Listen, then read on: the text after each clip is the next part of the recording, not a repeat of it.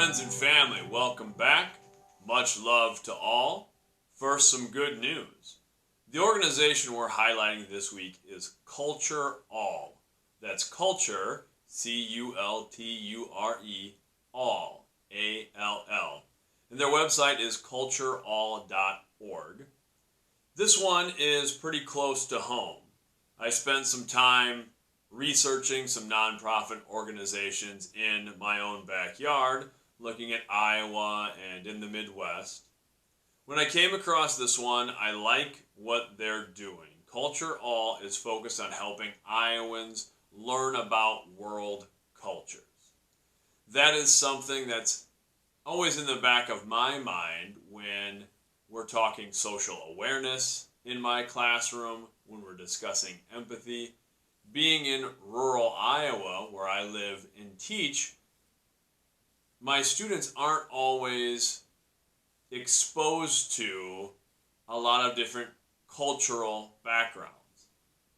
And I think that's an important thing as we do try to recognize individual differences and understand others and pursue empathy. So I like that this program is doing that right here in Iowa. They have classroom programs, support for educators. It looks like they have day camps, summer camps, after-school programs, community programs. They even do business consulting.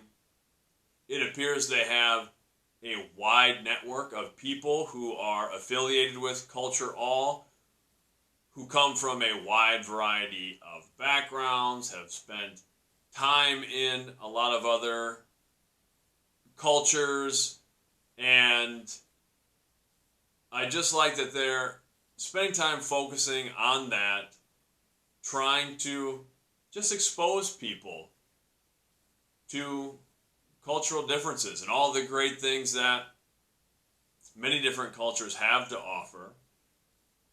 I think that's where we start that pursuit of empathy, is just recognizing and understanding to the best of our ability others. So check out CultureAll.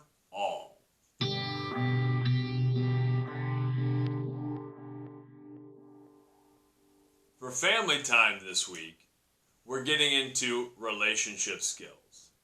So for Family Time 77, we're talking about relationships and self-advocacy. These can be difficult topics. So we're starting just by having some discussions. And the first thing I want my students to talk about is, by their estimation, what are some characteristics of healthy relationships? That's a pretty broad question. But what are some things that make up healthy relationships? I also want them to consider, what are some characteristics of unhealthy relationships? I also want my students to consider some strategies that might assist with handling unsafe or unhealthy relationships. So when we talk about that, we're talking about relationships. We have a wide variety of relationships in our lives. Our existence is really relationships. We have friendships, we have romantic relationships, we have relationships with our family, and our relationships exist on this broad spectrum. But there are some things that are worth considering in any of our relationships. We think about what is healthy. People can certainly have varying opinions. For me, I think the best relationships are those relationships that help us be who we are, that allow us to feel comfortable in our own skin, that allow us to present ourselves in the way we want to present ourselves, and at best, help elevate us, help bring the best out of us. And that's from our own perspective, what we really want to see in ourselves. That can be romantic relationships, it can be friendships, but I think it's so important to surround ourselves with people who elevate us. On the flip side of that, if we're talking about characteristics of unhealthy relationships,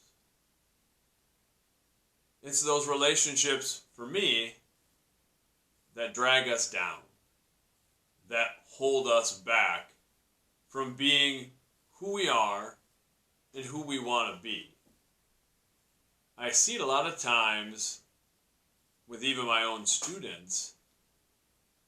I'll maybe have a student who's very kind, very caring, very sensitive toward others. And I'll sometimes see that student, by my estimation, get a little taken advantage of by others because of that caring, supportive nature.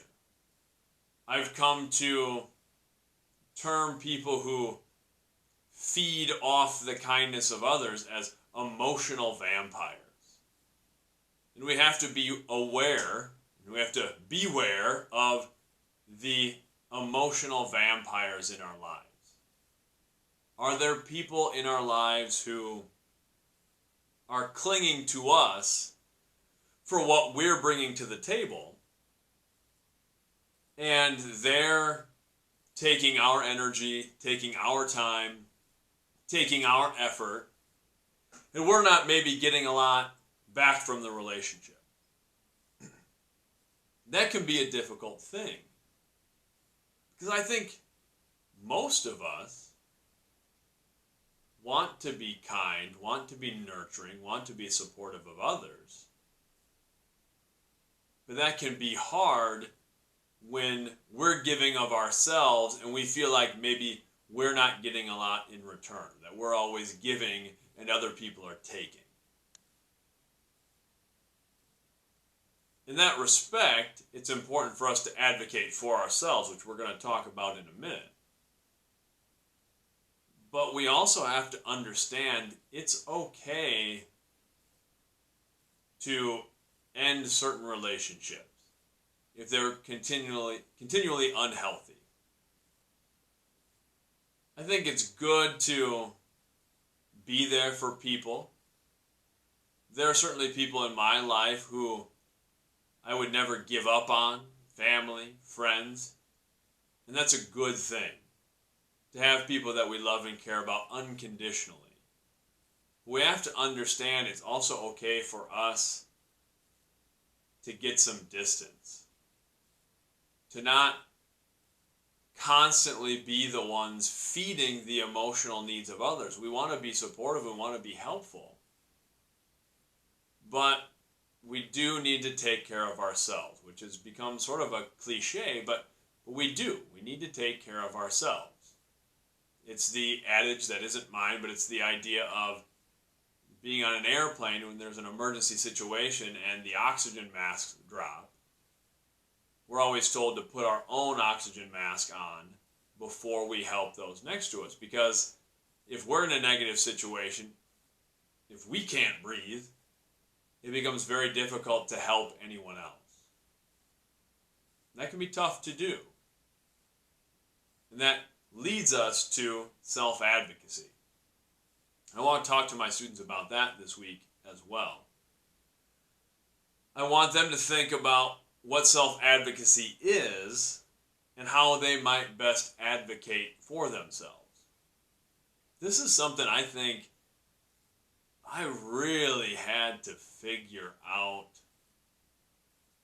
later in life than I maybe would have liked. If I could go back again, I think I would have focused a little more time on self-advocacy. And understanding that's not a selfish thing. It's not about me. It's about, here's what I need to be the best version of myself, to do the things that I want to do, to help other people. I really learned a lot about self-advocacy in my late 20s and early 30s, and I've talked about it before, so I don't need to go over it again, but I had a series of fairly serious health problems starting when I was 28 and going to about the age of 32. And aside from some residual effects, I'm very healthy now and feel great and all those sorts of things. But I spent a lot of time going to different doctors, different hospitals, having a lot of different tests, having different surgeries, different procedures, all these sorts of things.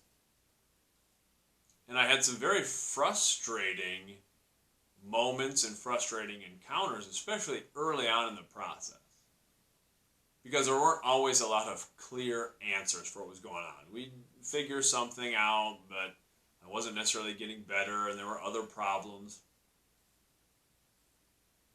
And that's frustrating in that situation, because to me, there's this idea of like, well, you go to the doctor knows exactly what it is, there's a clear path to get through this and get better, and there wasn't always. And I would sometimes go for an appointment or a test, and this was not a fault to the doctors or anyone with whom I was working. I think healthcare workers are often overwhelmed and they see a lot of people and there's not always enough available resources. But there were times where I felt like I was dismissed a little bit. Where it was, well, it's probably this, let's see what happens. And I sometimes felt like I wasn't being heard. That the doctors maybe were not understanding how much I was struggling, how much it was impacting my life. And a large part of that is on me, because I tend to minimize problems just for myself, where I kind of get into a mode where I'm like, well, this is existence right now. I try to very much be in the moment and sort of, well, this is my current existence. I'm living that existence. I'm going to keep trying to do things. But then I wasn't maybe clear of like, oh no, this is actually very difficult. And this is impacting my life, and it's making it harder for me to be who I would like to be as a father and as a teacher and all those sorts of things.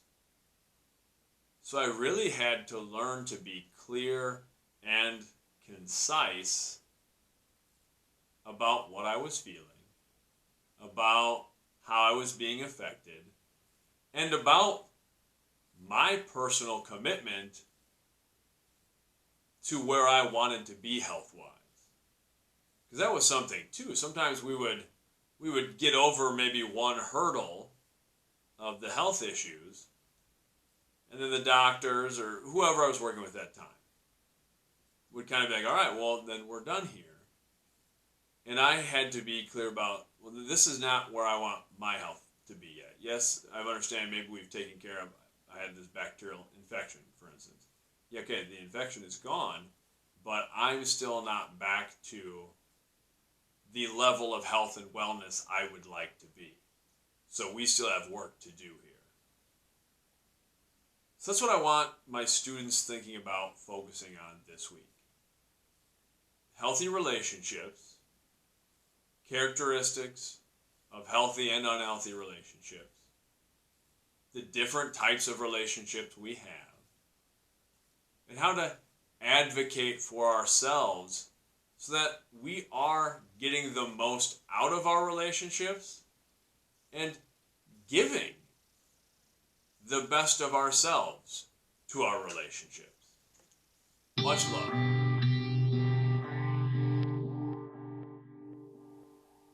The blog post for this week is pilot holes.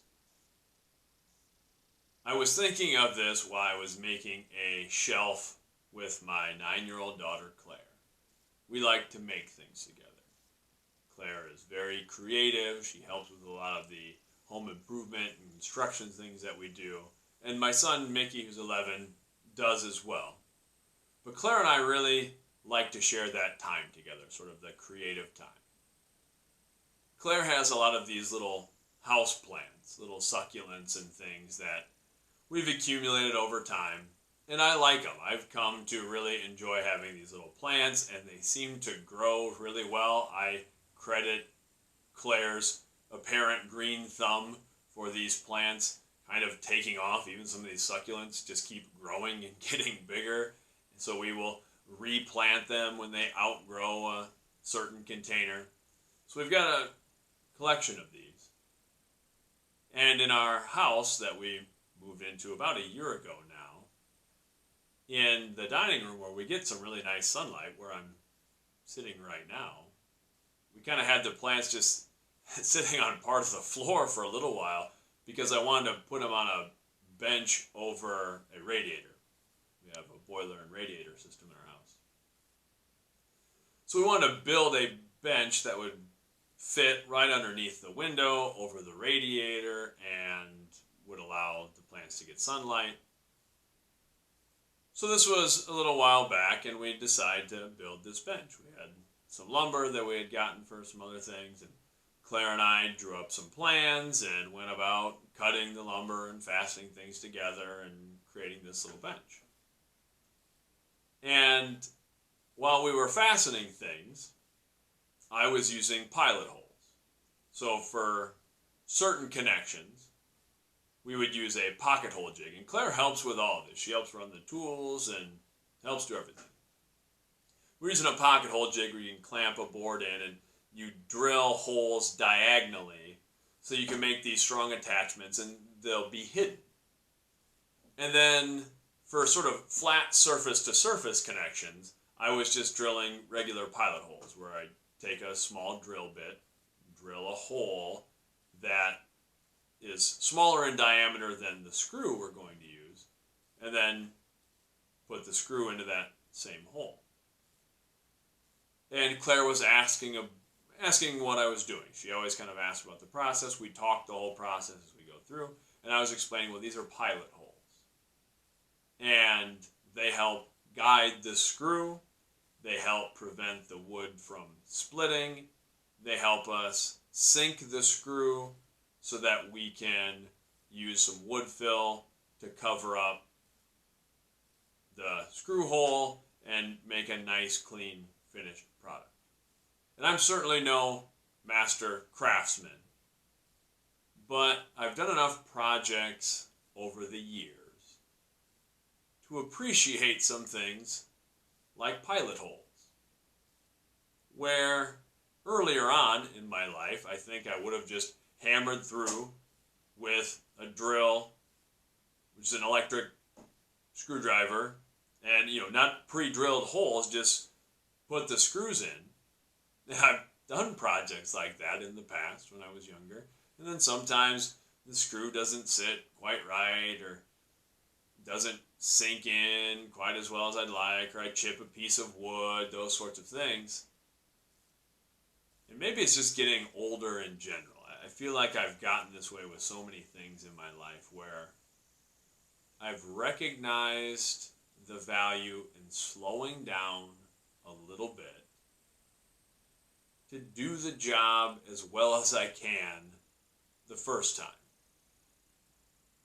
It's funny, because I remember working with my dad a lot growing up when we'd be remodeling houses, working on cars, whatever it would be. And I would listen to my dad deliver these sort of old carpenter's adages like, measure twice, cut once. And it would at times kind of annoy me because my dad would say measure twice, cut once, but it seemed like he was often measuring 10 times before we were actually making a cut. And I was young and wanting to do other things. So I want to just hammer it out. Let's cut and go. And I think I can be that way sometimes, where I just want to, here's the problem, here's what I'm trying to do, let's hammer it out and go. But I've learned over time the value of taking a step back, really figuring out what I want to do, what the end goal really is, and then taking the steps to try to do it right. I I think I've definitely done more of that in my teaching and coaching career. I used to try to fit so much into a given class, to a given practice. I'd have so many things that I wanted to cover. And I've learned that it's often so much better to focus in on a couple of things that I want my students, my athletes to do really well. And then we can build from there. And I've learned that even in my own life. There's so many things I want to do, that I want to accomplish, so many ideas that I have. And I've learned it's okay to take a step back and do the little things that'll help me accomplish a few specific things at a higher level. That's what pilot holes really do. It's this extra little step. If you don't have a separate drill there, you gotta take out the bit for driving the screws and have to put in a drill bit and drill the holes and then switch again, put the screw in. But it makes for a better finished product.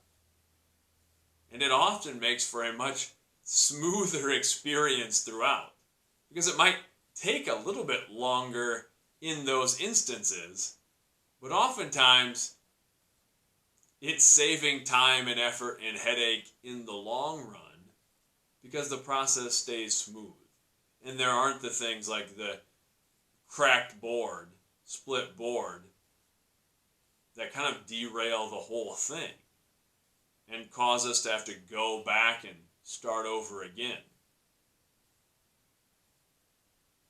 So I was thinking about pilot holes in my life, or in our lives in general. That's an important step to take. It's important to try to be a craftsman in all the aspects of our life, whether for me it's as a father, as a teacher, as a coach, doing these sorts of things, doing media stuff, writing, that it's okay to slow down a bit and try to be a craftsman. And it's good to do little things that help guide us, to take the little steps that might seem insignificant, that help us get to where we really want to be. Those are the pilot holes in our lives. Because it can be hard to jump to the main thing. It's almost impossible to go from here's where I want to be to here's the end goal. There's steps. It's always a process. And it's okay to even take extra steps. Sometimes we want to get from A to B in as few steps as possible. Sometimes we have to take the extra little steps to kind of pave the way, to lay the foundation, to get where we ultimately want to be.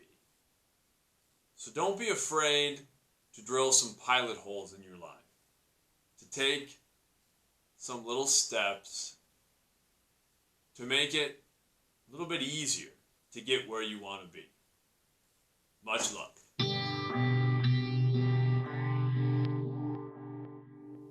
This week's show is brought to you by Sporks, because even silverware can have an identity crisis.